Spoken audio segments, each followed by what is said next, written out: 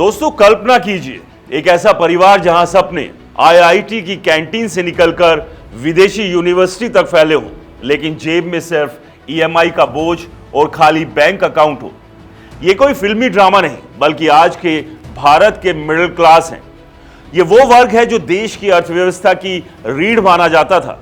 आज जब आरबीआई के आंकड़े चीख चीख कर बता रहे हैं कि घरेलू बचत जीडीपी के हिस्से के रूप में 50 साल के सबसे निचले स्तर पर पहुंच गई है 1977 के बाद पहली बार, तो सवाल उठता है क्या हमारी चुप्पी इस कंगाली को और गहरा कर देगी।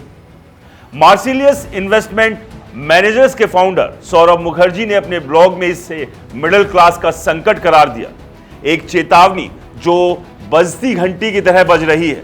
लेकिन क्या कोई सुन रहा है? दोस्तों ये आंकड़ा नहीं बल्कि लाखों परिवारों की टूटी उम्मीदों की कहानी है।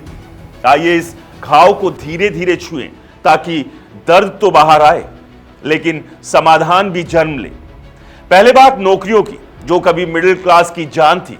याद है वो दौर जब हर 6 साल में सफेद पोश नौकरियां दोगुनी हो जाती थी। आईटी सेक्टर में तो 16% सालाना ग्रोथ थी, हर 4 साल में डबलिंग। लेकिन अब फाइनेंशियल ईयर 20 से ग्रोथ घटकर महज 3% सालाना रह गई। मतलब अब नौकरियां दोगुनी होने में 24 साल लगेंगे।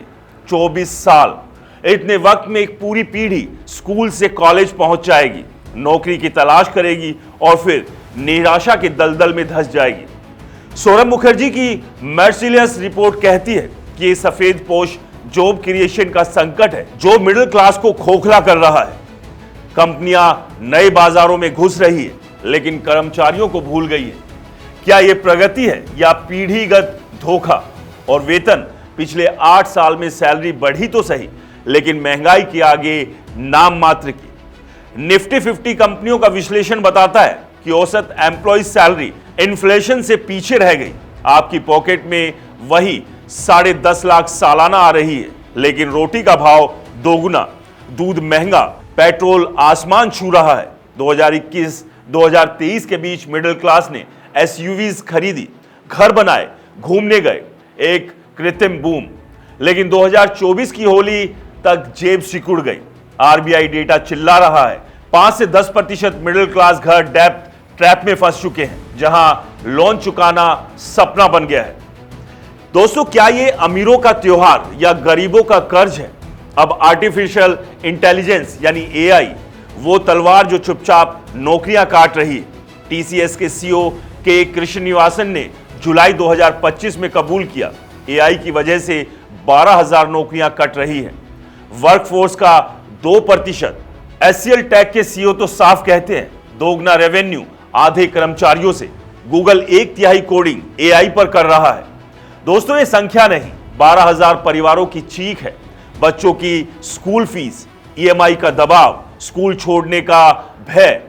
मुखर्जी कहते हैं कि सैलरी मैन का दौर खत्म हो चुका है। एआई प्रगति है या अमीरों की साजिश जो मिडिल क्लास को कुचल दे? सौरभ मुखर्जी की चेतावनी साफ है, मिडिल क्लास ही भारत की तरक्की की असली कहानी लिखता है।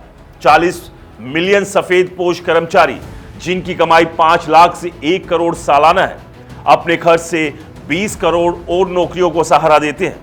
अगर इनकी जेब सिकुड़ गई तो क्या खपत जो जीडीपी का 60% है 2021 से 2023 के बाद से गिरावट में है, 57.5% तक सिमट गई है।